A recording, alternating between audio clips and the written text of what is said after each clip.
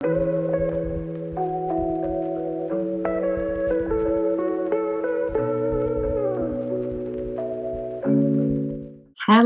and welcome to Hanging by a Thread. My name is Ailsa and this is my little corner of the internet where I talk about all things knitting. Today I'm going to be talking to you about two finished objects. The Brunch Crew tee, which is what I'm wearing right now, and the Anacortes sweater, which I will have to show you in a bit. Both of these are test knits that I did for Michele over at Meeshyfrazz knits. I finished the Brunch Crew back in January, and I finished the Anacortes sweater in May, I believe, maybe early June. And so these were both test knits, both for the same designer. And I'm just sharing finished objects today. I'm not doing the traditional podcast episode where I show FOs, works in progress, acquisitions, although I don't tend to do acquisitions anyway, but plans, all of that kind of thing. I've been thinking a little bit about experimenting with the type of videos that I do on this channel. I find that the traditional podcast format video isn't always the best for my lifestyle and for my life, I guess. What I mean by that is, so as I think I've mentioned many times before, I'm a stay-at-home parent with my daughter, so I'm quite busy during the days. I don't get a lot of time to sit down and record. It's typically in the evening.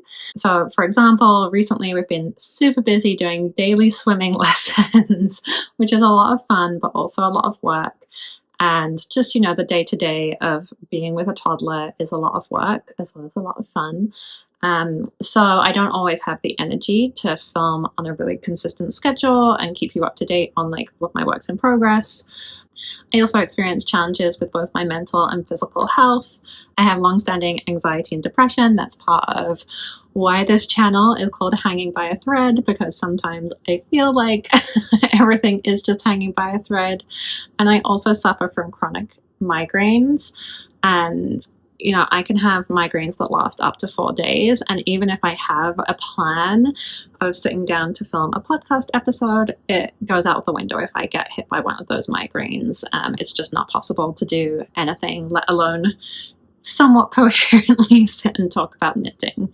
So what I was thinking and what I'm experimenting with today is doing a deep dive into some finished objects. And I'm thinking in the future, maybe I'll try doing some around themes. So for example, towards the end of the summer, maybe doing one around my finished summer knits. And then doing shorts to show you updates on my whips. And then also trying some other forms of videos. I'm really interested in trying out making project vlogs. I'm interested in bringing back my idea for the Well-Worn series. I'm, open to other suggestions of videos that you would like to see. So I feel like this is maybe, rather than thinking, oh, I have to do a bi-weekly podcast episode or I have to do a weekly podcast episode, which would just be impossible for me. But maybe there's a little bit more creative freedom in this, and maybe there's more possibility for me. I'm curious if this sounds completely unreasonable to you, if you are really committed to the standard podcast format, or if you're interested to come along for the ride.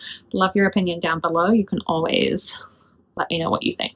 Okay, so with all of that preamble taken into account, let's talk about these two beautiful finished objects. So I have done precisely 2 test knits this year, and both of them have been for Michele over at Meeshyfrazz knits. I became aware of Michele at some point last year through watching her YouTube channel, which I will make sure I link down below. And I just love her designs. I think she has a really clear vision as a designer. I think she has a very strong aesthetic, and while her designs all look different, there's a coherence between them. I also really enjoy her use of texture and dimension.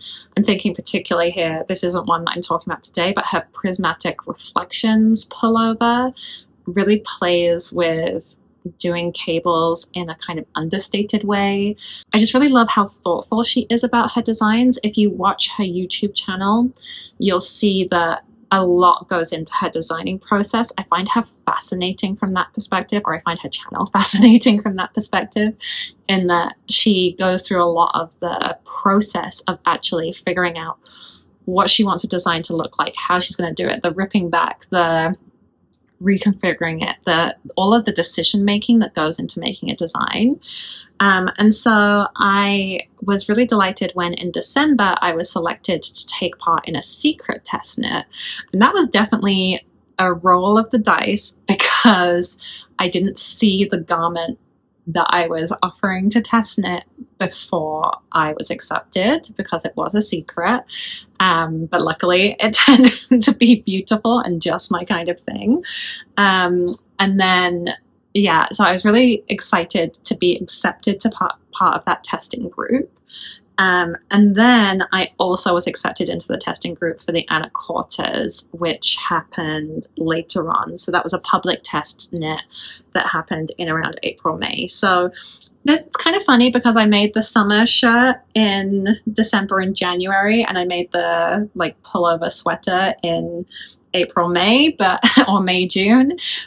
So a little bit of irony there, but they're both really beautiful garments with some really lovely details, and I'm really excited to share them both with you. So let's talk about these in chronological order. So, and I'm wearing it right now already. So this is my Brunch Crew. So I knit this, I've got the dates here, I'm so well organized. I knit this between December 18th and January 28th. So cast on at the end of last year, but really quite a quick knit. It is a t-shirt, so it is short sleeved, and it's a raglan with lace panels on both the front and the back. I knit the size 4, and I used Drops Cotton Merino in Pistachio Ice Cream as the colorway. That's DK weight 50/50 cotton merino. I used the recommended needles. My final gauge on this project did end up a little bit off gauge. I believe I was on gauge when I swatched, but I ended up with 20 stitches rather than 21 as per the pattern, and 29 rounds as opposed to 27 as per the pattern. So I did end up a little bit, I guess, with a slightly bigger garment. So for example, I ended up with 48 inches at my bust instead of the pattern's suggestion of 46 and 3/4 inches. So it is a little bit more oversized on me than the pattern is intended to be. And actually, having, for the purposes of this video, gone back and looked at the pattern again, I think I actually chose the wrong size, because for the recommended ease for the pattern, I probably should have knit a size 3. And I think if I were going to knit this again, I probably would knit the size 3.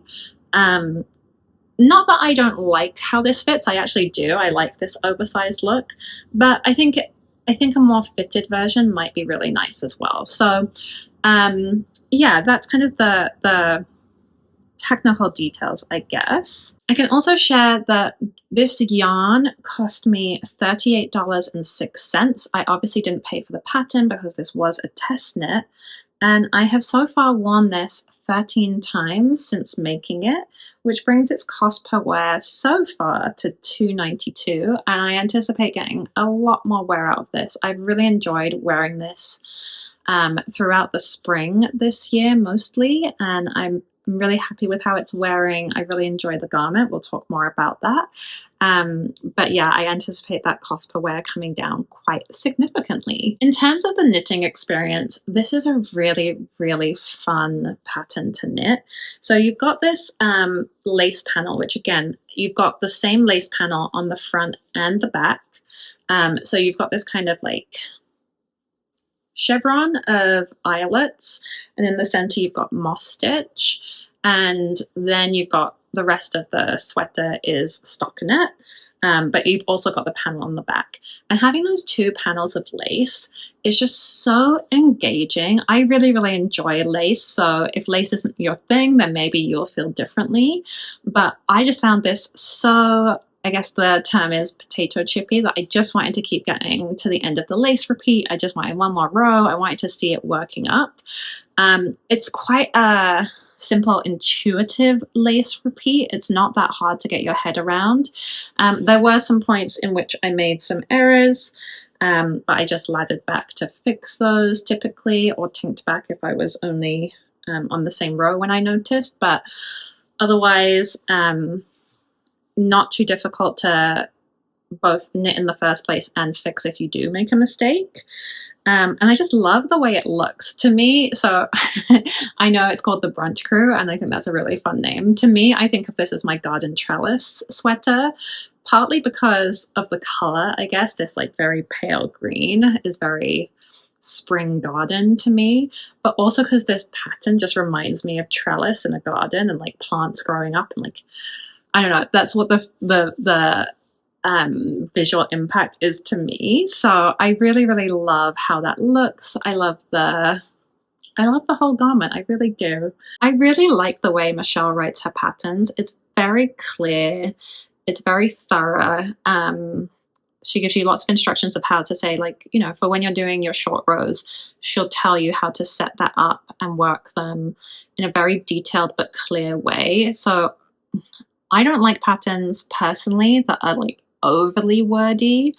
I just get lost in it and it's more than I need, and then I get kind of frustrated. But also I don't necessarily want things to be so bare boned that I don't know what I'm doing. I think Michele has a good in the middle approach to pattern writing, and I really like her style. So that's another part of this project, is it was just very easy to follow along, very easy to know what you're doing. I believe I'm pretty sure the pattern is only, the lace is only charted. I would have to double check that, but I'm almost certain. I'll double check that, and if it's wrong, I'll put that up on screen somewhere here. Yeah, if you have not knit a lace chart before, I definitely recommend just taking the time to learn charts, because honestly, I think it makes it so much easier once you've figured that out, once you've made that initial leap and had that initial learning curve. You'll actually work so much quicker, and it will stand you in really good stead for other techniques like cables and color work. I know they can look really intimidating, but they're actually a lot simpler than you might think. So yeah, I don't mind things being charted only. In fact, I would be upset if something was written out only, because I don't want to deal with that personally. I would get lost in all of the words, whereas a visual of what I'm meant to be doing is much easier for me to manage. In terms of the yarn I used, I love the Drops Cotton Merino. It's so soft, both when you're working with it and as a finished object. Like, it's almost lotiony to the touch. I know people have said that about knitting for olive cotton merino. I actually find this to be even softer than the knitting for olive. And, you know, because it has, so I'm comparing it to the cotton merino, which I'm currently working with, I can say that this is a fuller feeling yarn, which is probably because it has that higher merino content. It's a 50-50 rather than a 70-30, which the knitting for olive is 70% cotton, 30% merino, whereas this is 50-50. So it's a very round, plump yarn. It's very pleasant to work with. It has the drape and coolness of the cotton, but also some of the, or a lot of the great properties of wool, in that it has memory and it holds really well. It's really pleasant to work with on your hands. I loved this yarn. I would definitely knit with it again. It's affordable. It's really nice to work with. I think it makes a really lovely finished object. It does grow though, which, you know, we know this about cotton, and I'm pretty sure what happened with my gauge. So my gauge swatch was fine on stitches, but when I had the finished object, this grew really quite a lot. And that was one of the things. So, and I think that made it even more oversized than I was anticipating it. One of the issues with that growth was the neckline grew significantly. And I think I have pictures somewhere of where the neckline was sitting before, but it was coming out to kind of here, like a real boat neck, almost slipping off my shoulders at times. And I didn't love that as much. And that was an issue. In order to remedy that, I did just thread some elastic through the collar. That's a really easy fix. And that means that it's sitting, I feel, a lot better on me. The collar sitting more where I like it. It's not too high and tight, but it's also not slipping off my shoulders.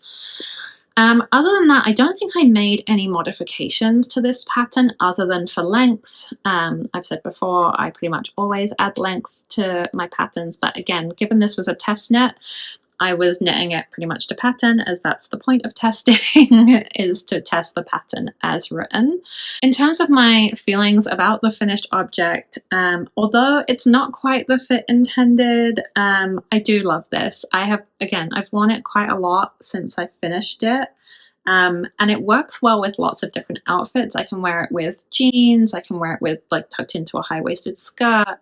I can wear it with jean shorts. I can wear it over a dress. Like, there's a lot of flexibility to this, and it really fits very well into my wardrobe, both in terms of color and style.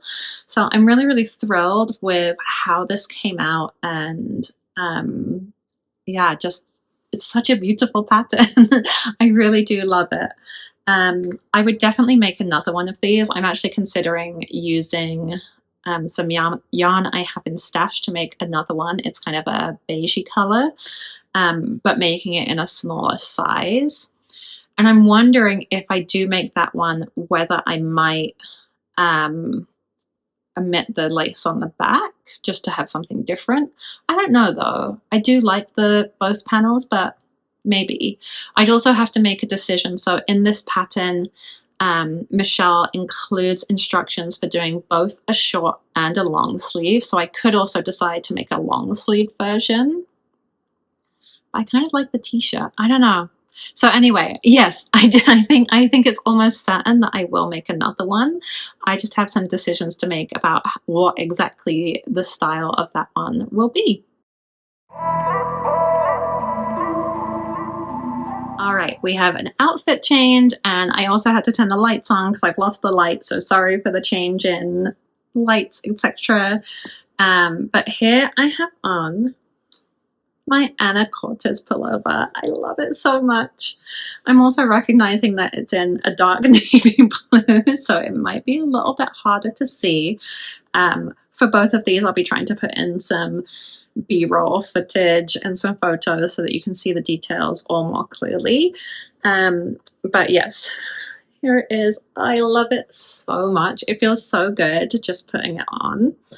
So this is the Anacortes Pullover. It's another DK weight pattern and another one that I knit in the size 4. Mine is knit out of Sadness Gone Sunday held double to get that DK weight. I happen to have a whole bunch of Sunday in stash, and so I didn't deliberately buy fingering to hold double, because obviously there is double Sunday. I could have just bought DK, but I just happened to have this in stash. And originally I had planned to use the recommended yarn. In fact, I started using the recommended yarn, one of the recommended yarns, which is Haiku Sueno. But I just had so many problems working with that yarn, and I had to rip back so many times that I got super duper frustrated with that yarn. And in order to save my sanity, I had to switch over to a different yarn. And I'm actually pretty happy I did, because I really like how this turned out. After that little tangent, this is the colorway in Sunday Blue Marine. My gauge ended up in the finished object being 21 stitches and 38 rounds, compared to 28 stitches and 34 rows in the pattern. But weirdly though, I ended up with 44 inches at the bust, which is what the pattern was meant to be for my size. So I don't know how to make the maths, but I'm not a maths person, but I'm pretty happy with how it ended up anyway. So let's talk a little bit more, and I'm going to come closer about the details on this pattern because I think that's what really makes this shine. So this pattern is knit up in an all over 2x2 broken rib pattern with these gorgeous, oh, I've got some fluff there, I think. So the gorgeous twisted rib for the collar, and yeah, sorry, I put some lint on my sweater. So, and on the cuffs and on the hem. So you've got that twisted rib detail at the finishings, and then that twisted rib actually runs down the raglan and all the way down the body as well. Let's see if I can show that. There we go. There's an underarm shot with it going along the arms too and down the body. It's such a great detail. It looks so, I don't know, it just looks so thoughtful, and it's just such a great design detail. I just really, really love that Michele thought about breaking up the broken rib with the twisted rib. Just perfect. In fact, actually, I'm saying twisted rib. I think it's half twisted rib, if I remember correctly, just to be precise in what I'm telling you. But yeah, I just love it so, so much. It's such a effortlessly stylish sweater, I feel. It's one of those sweaters that is at once really cozy and comfortable, but also can look more dressed up if you wanted to. So I did finish this at the end of May, beginning of June, as I said. So I haven't had the opportunity to wear it a ton going into summer. I've been wearing it around the house mostly when the AC is blasting. So I haven't had a chance to style it in a lot of outfits, but what I can imagine and picture is, you can wear it with jeans and it kind of levels up your jeans to just be not dressy, but just a little bit more put together. Also depending obviously on what you pair it with. But I just think because it looks so clean and so well finished, it's a comfortable sweater. It has that coziness, but also it has that kind of polish and that that polish to it. So I'm kind of obsessed with this sweater, and I kind of can't wait until it's autumn and I get to wear it a whole lot more. So in terms of the knitting experience, all of the same things that I said about Michele's patterns apply to this pattern too. So well explained, so well thought through. There are a few things that are maybe like a little bit tricky when you're working in this stitch pattern. Not tricky, but just things to look out for. And I think Michele has lots of great tips in the pattern on how to navigate those and to be successful. As I said, I did have several false starts with the previous yarn. I don't think that was the pattern's fault at all. I think it was me just being off my knitting game. And I don't know if you have this, but sometimes I think some yarn is kind of cursed.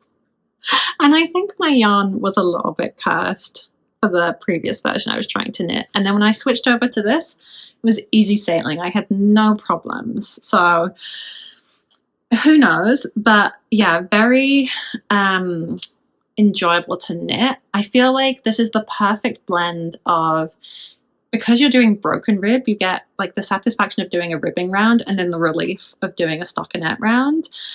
So it's not straight stockinette, which tends to bore me quite a lot, but it's also not a difficult or complicated pattern, so it still counts as kind of mindless knitting because you're just doing the 2x2 ribbing pattern. And I just really, really enjoyed this. It was very rhythmic. It was very meditative to work on. Again, the only mods I think I made were to length. I don't think I changed anything else. In terms of the yarn, this is I think this is my first time using Sunday, but I've used double Sunday before. I think it's a really great yarn. It's a non-superwash merino, which is fun because then you get to wet splice your joins together, so you have less weaving in of ends. Love non-superwash for that reason. It feels both, I wouldn't say it's soft. In fact, I think double Sunday feels softer, but it's certainly not rustic in any way. It's a nice woolly wool, not prickly, and it feels like it's just going to be a really cozy sweater. I think it's also going to wear really well, and it's going to hold its shape really well. I just have that feeling about it, but I can't promise you that for now. I've not really worn it yet, but it just has a really good feeling about it. It's really easy to work with. It's very pleasant to work with. No complaints about that. Didn't have any issues with it. And I'm really, really happy with the color. I love having this dark navy sweater. It feels like it's going to be such a staple in my wardrobe. I feel like it was something that I needed in my hand knit wardrobe. So I'm really, really happy with the decision again that I made to switch out to this yarn. Again, I should have mentioned this before. But this sweater does also come in both a short sleeved and a long sleeved version. So if you go to the pattern page on Ravelry or to Michele's Instagram or website, you'll see examples of both a short sleeved and a long sleeved version. So you could have a short sleeved tee of this, and that's included in the same pattern, which I always really, really appreciate. I think that's great. I think I probably said everything I want to say about my thoughts about this as a finished object. Oh, no, wait, I actually do have one thing to say. I think that the yoke is a slightly too deep on this for me. So yeah, you can kind of see I've got a little bit of bunching at the underarm. Let's see if that's more obvious when I kind of sit forward a bit. Yeah, you can see a little bit of bunching there. I'm pretty sure that this is down to my gauge being off and not the pattern. I didn't see other testers having this issue. I also, because of having to restart, I didn't have a lot of leeway in terms of meeting the testing deadline, so I didn't have time to block this version before splitting for sleeves. So it's possible that if I had blocked it at that point, I would have found the issue and just taken some depth out there. It doesn't bother me too much. I think it's fine. And I think it's just I'm assuming it's where my row gauge was off. Again, my maths is really bad. Knitting maths is hard and it hurts my brain. But I think because my row gauge was off, I maybe just got a bit more depth in the yoke, and therefore I got some bunching of fabric there. It doesn't bother me too much, but it is something to note, and I wouldn't want you to think that it was an error of the pattern. I think it's user error in this case, but I'm still really happy with my finished object. I still feel really good in it. Would I make this again? I'm going to say I don't think I will, or at least not for a while, but purely because I don't think I need more than one of this style in my wardrobe. It's not that I wouldn't want to knit the pattern again. It's just I don't know if I see a place in my wardrobe for two of this style. So maybe if I was going to knit the short sleeved, or maybe if I was going to knit it in a really different yarn or a really different color, I would do it, but nothing that I have an immediate plan for. But that's nothing against the pattern. I do still really, really like it. So don't take that as an indication that it's not a very, very wonderful pattern. It's just a practicality thing for me. So yeah, this is my Anacortes pullover. All right, so that's it. That's my deep dive into my 2 finished objects, my 2 test knits from Meeshyfrazz knits this year. If you have any questions about either of these knits, if you'd like to know more about them, feel free to ask me down below. Would love to know if you're planning on knitting them or if you've knit them up already. Definitely let me know your experience as well. And yeah, let me know how you felt about this experiment. Would love to hear your thoughts. And yeah, if you've enjoyed this video, please don't forget to give it a like. You can leave a comment and hit that subscribe button so you're notified when I next upload a video. These all make a difference to helping grow my channel and helping other knitters find me, so I would really appreciate it if you could do those things. But otherwise, take care, happy knitting, and until the next time, bye.